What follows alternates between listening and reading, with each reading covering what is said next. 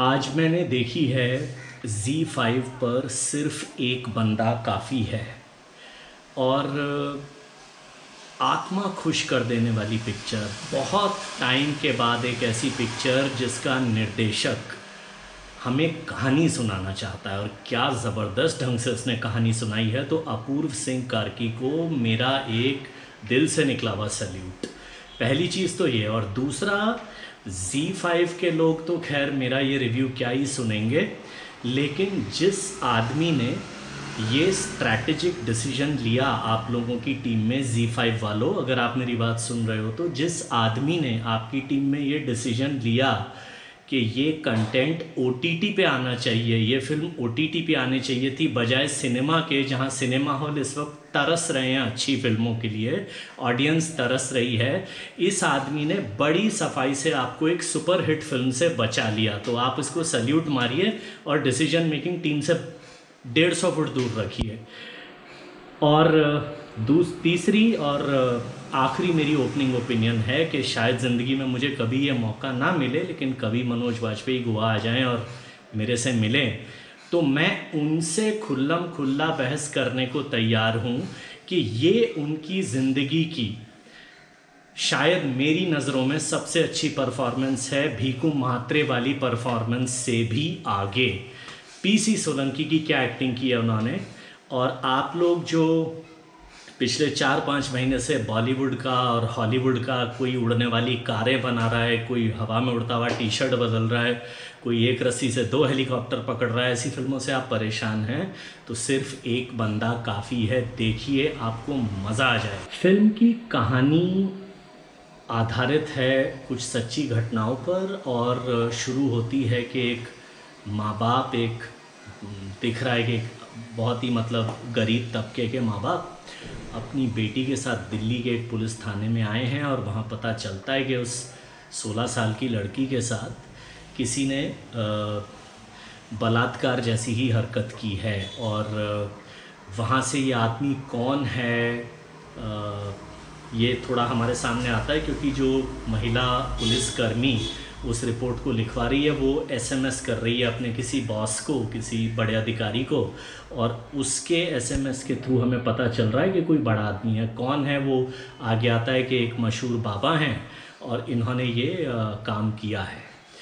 और फिर कैसे एक लड़ाई शुरू होती है, एक बिल्कुल ही व्यवस्था से कटे हुए, बिना किसी ताकत, बिना किसी रिसोर्स का एक परिवार जिसकी इकलौती बेटी के साथ ये बदनसीबी वाली हरकत हुई है, कैसे वो अपनी हिम्मत जुटाती है, कैसे ये लड़की अपनी एक हिम्मत के साथ लड़ती है, और फिर उसके साथ ये PC सोलंकी, पूनम चंद सोलंकी नाम का एक वकील आके जुड़ता है, और कैसे वो थोड़ा सा डाउन टू अर्थ, सादा साधारण सा, थोड़ा हिचक के चलने वाला आदमी कैसे एक चालाक लोमड़ी की तरह इस लड़की का साथ देता है, और कैसे ये लोग बाबा को उनके उस सज़ा तक ले जाते हैं। ये कहानी है, और इस कहानी को निर्देशक ने बहुत ही दिलचस्प ढंग से हमारे सामने रखा है। घुमाव हैं, मोड़ हैं, ये जिन घटनाओं पर आधारित है ये कहानी, वो कई जगह पब्लिक डोमेन में वो बातें आ चुकी हैं, लेकिन डायरेक्टर ने जिस ढंग से हमें पेश किया है, ना तो ये बोरिंग डॉक्यूमेंट्री बनती है, ना ये कोई मसाला टाइप थ्रिलर बन जाती है। तो बहुत ही एक अच्छे ढंग से जैसे दिखाया गया है, एकदम रियलिस्टिक ढंग से, लेकिन इस ढंग से भी कि आपका कहानी में से कहीं भी इंटरेस्ट नहीं जाए, और बड़े ही सहज से और हंसाने वाले सीन भी हैं। जैसे एक मैं बोल देता हूँ आपको कि इस वकील को रिश्वत देने आए हैं 20 करोड़ रुपए की, और क्योंकि ये कहानी है जोधपुर में, तो ये जो पूनम चंद सोलंकी का कैरेक्टर है अपनी उस राजस्थानी भाषा में अपनी का माँ को पूछता है, माँ 20 करोड़ में कितना क्या हो जाएगा जोधपुर में। तो उधर माँ वो अपना चूल्हे चौके में कुछ काम कर रही है, वो बोलती है कि आधा जोधपुर खरीद लेगा तू तो 20 करोड़ में। तो ये बोलता है कि आधे जो जोधपुर का आप क्या करोगी, चाहिए आधा जोधपुर, तो वो माँ कहती है क्या करूँगी मैं आधा जोधपुर का, कौन साफ़ सफाई करेगा आधे जोधपुर की। तो मतलब वो जो एक मिडिल क्लास औरत की सिंपल सी एक सोच होती है बिना छल कपट की, और ऐसे हंसाने वाले मोमेंट आते हैं उसमें कि जो आपका इंटरेस्ट इस फिल्म में रखते हैं। तो बहुत ही अच्छी कहानी लिखी गई है, बहुत ही अच्छे ढंग से दिखाई गई है। और एक आखिरी बार मैं रिपीट कर दूं, उस बीरबल को सलाम जिसने कहा कि ओटीटी पे आए, सिनेमा हॉल में ना आए। मतलब लोग ताली बजाते, सीटी बजाते, एक दूसरे के साथ रिएक्ट करते। यार क्या फ़ैसला लिया ज़ी5 वालों। ठीक है, अब आगे। लगभग हर अच्छी फिल्म की तरह इस फिल्म का जो स्क्रीन प्ले है बड़े अच्छे ढंग से लिखा गया है। तरह तरह के उसमें घुमाव हैं और तरह तरह के इतना प्रभाव छोड़ने वाले सीन हैं। जैसे शुरुआती सीन में जब वो लड़की खाली अपनी रिपोर्ट लिख रही है, और जिस तरह से वो लिख रही है, और जो उसके चेहरे पर एक डिटर्मिनेशन, एक दृढ़ता का एक भाव है कि बस मुझे लड़ना है, वो जो लिख रही है। और इस तरह से जो स्क्रीन प्ले को जो घुमाया है, जैसे ये जो कैरेक्टर है पीसी सोलंकी, कहीं पर ये इतना बहादुरी से लड़ रहा है कि वो बड़े बड़े वकीलों के सामने टिक रहा है, और उसको बहुत ही एक नॉर्मल वे में दिखाया गया हमारे सामने, कि जैसे जब उसके पीछे कुछ गुंडे पड़ते हैं तो वो कैसे डर डर के भागता है, और जब तक पुलिस आती है उसे बचाने के लिए तो बिल्कुल वो आधी रोती हुई डरी हुई सी ज़बान में क्या आप पहुंच रहे हो यार, मतलब वो एक जो होता है ना। तो जो स्क्रीन प्ले है ना वो तरह तरह के शेड्स लेता है और तरह तरह के स्पिन लेता है। और स्क्रीन प्ले में कई ऐसे सीन डाले हैं डायरेक्टर ने जो मतलब बिना किसी वो 2.5 किलो का हाथ जैसे डायलॉग, और वो डायलॉग भी बहुत अच्छे होते हैं, हम उन्हें भी इंजॉय करते हैं, उनकी भी एक जगह है सिनेमा में।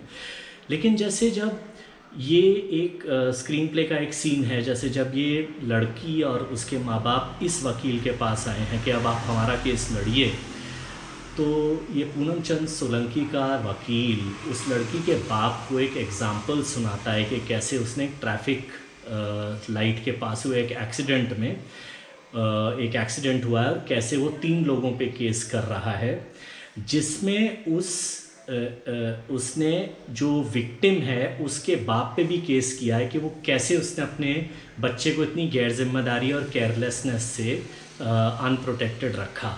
और वहाँ पे कैमरा ना लड़की के बाप के ऊपर जूम करता है कि कैसे उसने इतना भरोसा करके एक भेड़िए के हाथ में अपनी बच्ची दे दी, और उस बाप के चेहरे पे उस वक्त जो पछतावा है, और वो जो स्क्रीन प्ले में जिस ढंग से सीन को लिखा गया है। और ऐसे कई सीन हैं, मतलब एक मैं आपको ऑलरेडी बता चुका हूँ, और ज़्यादा भी बताऊँगा तो फिर स्पॉयलर्स भी हो जाएंगे।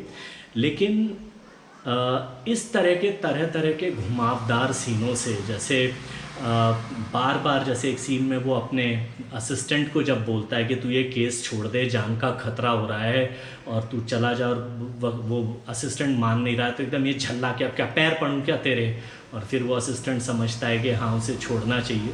तो ऐसे इस स्क्रीन प्ले को एकदम ज़मीन से जुड़ा हुआ डार्क रखा गया है, इमोशन भी रखा गया है, थ्रिल मोमेंट्स भी रखे गए हैं। और असल में ये फिल्म जो या तो बोरिंग बन जाती या लेक्चर बन जाती, डायरेक्टर ने बहुत प्यार से संभाला है स्क्रीन प्ले के थ्रू। तो इस स्क्रीन प्ले ने इस फिल्म को जिस ढंग से उभारा, उसके लिए ये फिल्म देखने लायक बनती है। ये मेरा इस फिल्म के स्क्रीन प्ले के बारे में बोलना है। इस फिल्म की 3 स्टैंड आउट परफॉर्मेंसेस हैं। पहली ऑब्वियसली मनोज वाजपेयी की, जिन्होंने पूनम चंद सोलंकी के उस कैरेक्टर को बिल्कुल बहुत ही सिंसियर ढंग से निभाया है। और जो मैं कह चुका हूँ कि ये उनकी मेरी नज़रों में आज तक की सबसे बेस्ट परफॉर्मेंस है। और तरह तरह के जो इस कैरेक्टर के रंग है ना, कि कहीं तो वो एकदम ज़िद पे अड़ा हुआ है कि बाबा को एक ज़मानत नहीं होने दूंगा मैं, और कहीं कहीं पर वो बिल्कुल जैसे एक आम इंसान डर जाता है, जैसे जब इसके पीछे वो 2 बंदूकबाज पड़ते हैं और ये इसने पुलिस को बुलाने की हरकत की है, और जब पुलिस आ जाती है तो एकदम में आया हुआ सा कि क्या हुआ इतनी देर लगाई आने में, वो वाली जो उन्होंने परफॉर्मेंस की है। तो दूसरी जो स्टैंड आउट परफॉर्मेंस है जो मेरी नज़रों में कि वो है अद्रिजा की, जिन्होंने 16 साल की लड़की नू सिंह की परफॉर्मेंस दी है। और उनके ज़्यादा डायलॉग्स नहीं हैं, ज़्यादा जो फ़िल्म है सिर्फ उनके चेहरे के एक्सप्रेशंस पे, जब उनके साथ ये घटिया हरकत हो जाती है, उसके बाद जब वो एक डिटरमाइंड होकर दृढ़ता के साथ कोर्ट में, पुलिस स्टेशन में जब वो अपने बयानों को लिख रही हैं, बयान दे रही हैं, और ऐसे सीन जब वो एंड में जब रिज़ल्ट आया है तो वो जो रो रही हैं, ये जो उन्होंने परफॉर्मेंस की है, उनका कैरेक्टर बहुत अच्छे ढंग से दिखाया है उन्होंने। और कहीं ना कहीं जो एक सहानुभूति बनती है, जो इस फिल्म में इंटरेस्ट बनता है, उसका बहुत बड़ा कंट्रीब्यूशन है अद्रिजा की एक्टिंग में। और जो तीसरा एक्टर है जो बाबा के रोल में जिसको लिया गया है, कुलश्रेष्ठ नाम है उनका, पूरा नाम मैं भूल रहा हूँ, लेकिन उन्होंने जो परफॉर्मेंस दी है उनका शायद और भी टफ था, क्योंकि उनको डायलॉग ज़्यादा नहीं दिए गए हैं या लगभग नहीं के बराबर दिए गए हैं। हर वक्त सिर्फ उनके जो चेहरे के एक्सप्रेशन हैं, कि कभी वो मुस्कुरा रहे हैं, कभी वो अकड़ से देख रहे हैं, कभी उनके चेहरे पे वो भयानक लुक है कि बेटा अच्छा तू मेरे खिलाफ़ खड़ा हो रहा है, तुझे भी सबक सिखाऊंगा। और डायरेक्टर ने जानबूझ के उनके आधे चेहरे पे या कभी पूरे चेहरे पे ना डार्क लाइट रखी है, जिसकी वजह से काली सी लाइट रखी है, जिससे उनके कैरेक्टर का जो कालापन है वो और उभर के आता है।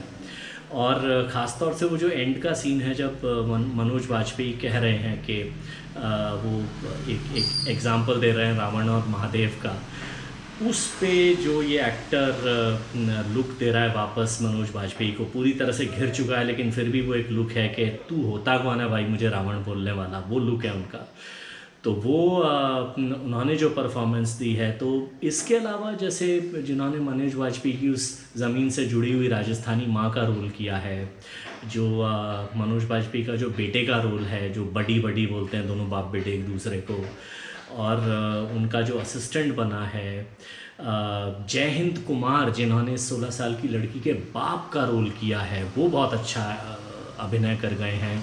लड़की की माँ के रोल में बहुत अच्छी एक्टिंग की गई है। मतलब ये जो सारी परफॉर्मेंसेस हैं, ये एक शतरंज के मोहरों की तरह है, जैसे एक फिट शतरंज बोर्ड पे बैठ जाते हैं वो ऐसे बैठी हैं ये स्क्रीन प्ले और कहानी में। तो परफॉर्मेंसेस तो एक से एक ज़बरदस्त है इस फिल्म। डायरेक्शन, मतलब मैं अपूर्व सिंह की जितनी भी तारीफ़ करूं उतनी कम। ये ऐसी जो फिल्में होती हैं ना, वो कुछ कुछ एक बेलगाम घोड़े की तरह होती हैं कि वो बेकाबू हो सकती हैं ये फिल्में। अगर आप लगाम बिल्कुल कस के और अकल से ना पकड़ो तो कहीं तो या तो ये बहुत ज़्यादा ड्रामेटिक टाइप बन सकती हैं या बहुत बोरिंग बन सकती हैं। लेकिन अपूर्व सिंह ने इस फिल्म को कहीं भी एक लेक्चर नहीं बनने दिया। उन्होंने इस फिल्म को एकदम सीरियस बना के रखा हमारे सामने, और at the same time thrilling भी रखा, ड्रामेटिक भी रखा। तो ये एक बहुत ज़बरदस्त बैलेंस होता है इस टाइप की फ़िल्मों में। ना उन्होंने इस फिल्म में किसी टाइप के बायस को या किसी टाइप के सिस्टम के ख़िलाफ़ बायस को घुसने दिया। उन्होंने ऐसे भी लोग दिखाए जिनकी वजह से हमारे समाज में हैवानियत है, तो बिक जाने वाले वकील भी दिखाए, ऐसे बाबा भी दिखाए, बाकी का सिस्टम भी दिखाया। ऐसे भी लोग दिखाए जैसे वही पुलिस वाले ही थे जिन्होंने इस लड़की की मदद की, जिन्होंने हिम्मत से उस बाबा को गिरफ़्तार किया। ये वकील भी वही था जिसने ईमानदारी से अपना काम किया। तो कहीं ना कहीं अपूर्व सिंह ने अपना काम अपने डायरेक्शन से इस फिल्म को उभारा है, एक स्क्रीन प्ले और परफॉर्मेंसेस का बैलेंस बिठाया है। तो हमारे जैसे दर्शक जो एक रस्सी से 2 हेलीकॉप्टर पकड़ने वाली फिल्मों से परेशान हो चुके थे, कहीं हवा में कूदता हुआ आदमी टी शर्ट बदल रहा है, उड़ती हुई कारों से परेशान हो चुके थे, मुझे लगता है अपूर्व सिंह ने बहुत ही ज़बरदस्त फिल्म बनाई है। ये उनकी अगर ये फिल्म आती थिएटर में तो मेरे को लगता है 100-150 करोड़ की फिल्म थी ये बड़े आराम से। बट व्हाटएवर, अपूर्व सिंह ने हमारा दिल जीता। रेटिंग,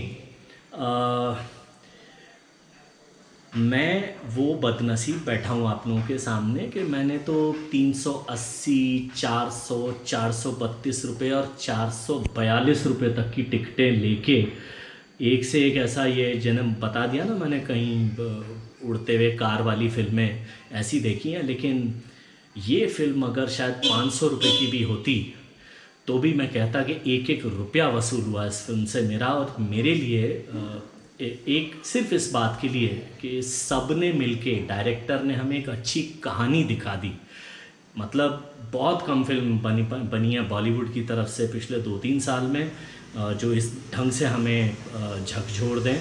और इस साल ये दूसरी फिल्म है, एक केरला स्टोरी और ये सिर्फ़ एक बंदा काफ़ी है। ये बहादुर फिल्में हैं, ये हमारे समाज में जो हो रहा है उसका हमें आईना दिखा रही हैं। हमें ऐसी फ़िल्मों को देखना चाहिए। और कहीं ना कहीं दोनों फिल्मों की कहानी अगर आप ध्यान से देखें तो ये हमारी लेडीज़ की सिक्योरिटी और उसकी तरफ हमें केयरफुल बनाने वाली फिल्में हैं। बहुत अच्छी फिल्म बनाई है अपूर्व सिंह ने। मेरी तरफ से आई रिपीट 5 स्टार। आप सब लोग OTT पे है, देखिए, देखने लायक फिल्म है।